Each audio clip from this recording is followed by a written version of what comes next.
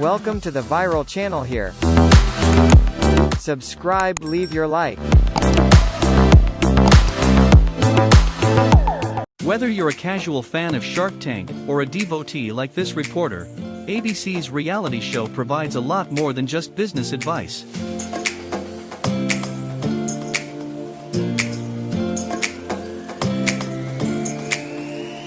As Herjavec held a plank position with one goat balanced on his lower back, another goat scurried up and nibbled on his nose. The founders left their segment without a deal, but Herjavec learned an important lesson: the sharks aren't the only ones in the tank willing to show their teeth. 2. When Damon John spontaneously bought an entire company.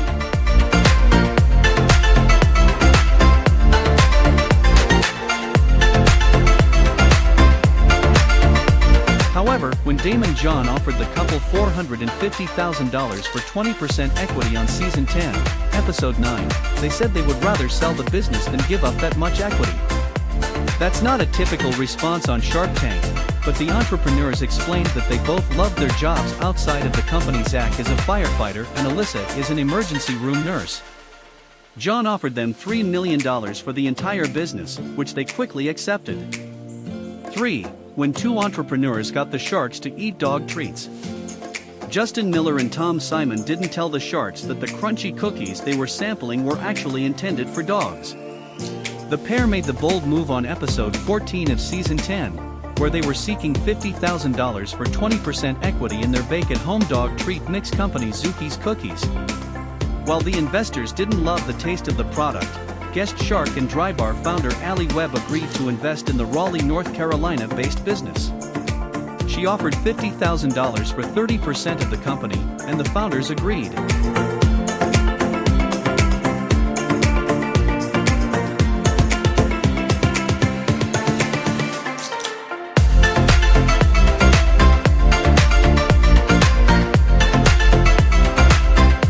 Bertelli then hurled himself at the door more than 10 times, even using the assistance of a heavy stopper, but unfortunately had no luck.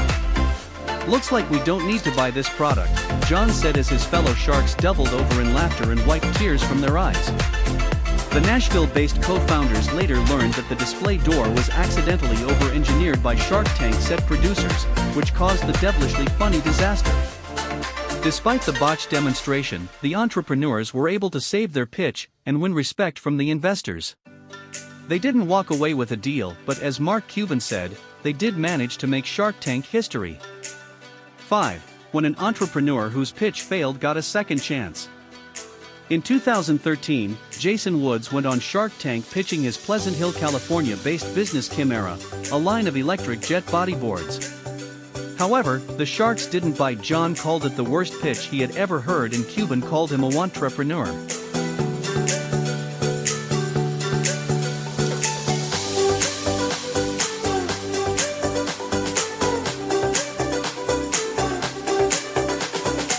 Woods took the advice he received from the investors. They encouraged him to find someone else to run the business, and returned with his project manager Adam Majewski, seeking $250,000 for 5% equity on Season 10, Episode 21. He had also further developed his products, raised $625,000 through several rounds of funding, and booked $900,000 worth of pre-orders at the time the show was shot. "I love second chances. That's one of the things that make this country great," Herjavec said as he offered Woods $500,000 for 10% equity, noting that it takes more cash to compete in the watersports industry.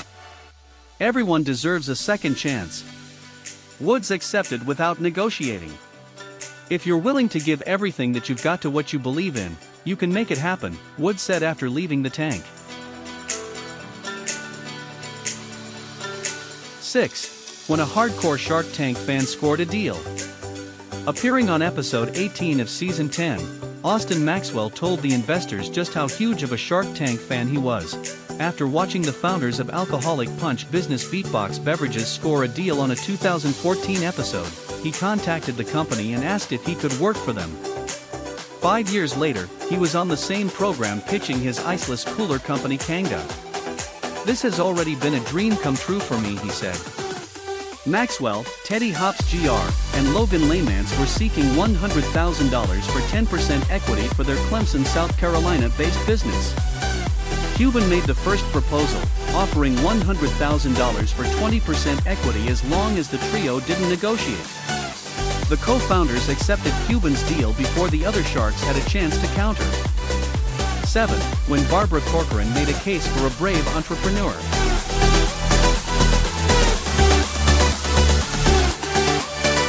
Founder Lisa D'Amato appeared on Season 10, Episode 17, pitching There You Go, a line of children's bibs that double as food storage containers.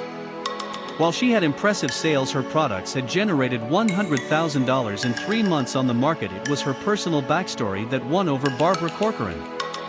When I was young, I had developed an eating disorder, and modeling didn't help, D'Amato told the Sharks, adding that she had been a contestant on America's Next Top Model. I got through it all, and I'm the mom I never had, and I couldn't be more proud about it.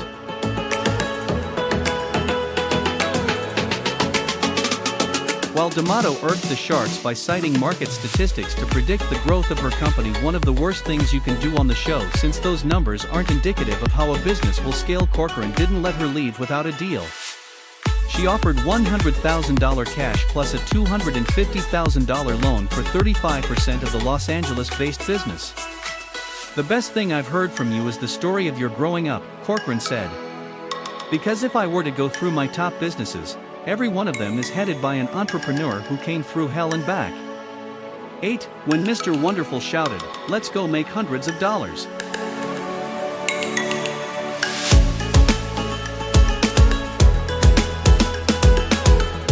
The co-founders of Sasimoto, maker of a plastic dip clip that plugs into a car's air vent, weren't asking the Sharks for a lot of money on Season 10, Episode 22.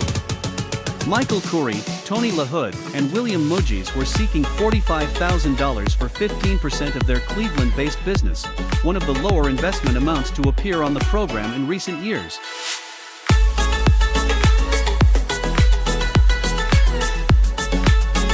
That didn't dissuade the Sharks. Sasimoto launched a successful Kickstarter in 2017 that originally sought $10,000 and ended with $63,308. Kevin O'Leary offered the co-founders $45,000 in exchange for 25% equity. "We are going to take over the world with this, guys," O'Leary told the trio after making the deal. "Now, let's go make hundreds of dollars." 9. When an entrepreneur's strategic move sealed the deal.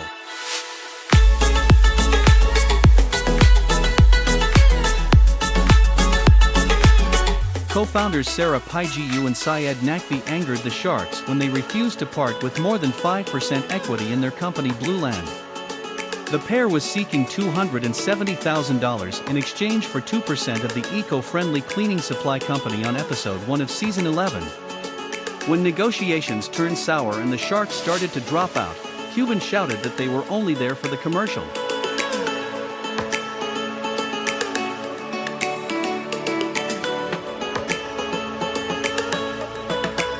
As hope dwindled, Paigiu made a calculated last-ditch effort to score a deal. She suggested that O'Leary invest $270,000 for 3% equity, as well as a 50-cent royalty on every cleaning kit sold until he recouped his money. Proposing a royalty deal with Mr. Wonderful was a smart move since it's his preferred type of investment on the show.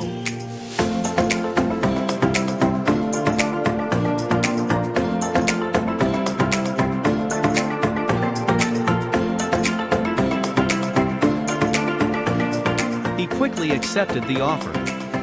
"There's a woman who understands me," O'Leary said. 10. When a Shark Tank reject saved the day. 6 years ago, the Sharks told Jamie Siminoff they didn't see a future for his Wi-Fi-enabled video doorbell company, then called Doorbot.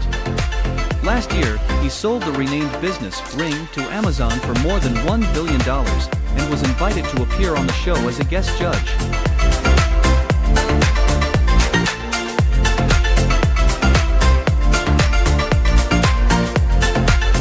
That's when he met Lucinda Cramsey, founder of meat subscription service Moink, on Season 10, Episode 15. Her La Belle, Missouri-based business delivers ethically sourced beef, pork, chicken, and salmon from family farms and generates $730,000 in annual sales. Lori Grainer, Cuban, and John didn't make her an offer, but Simonoff offered $400,000 for 20% equity in the business. Welcome to the viral channel here. Subscribe, leave your like.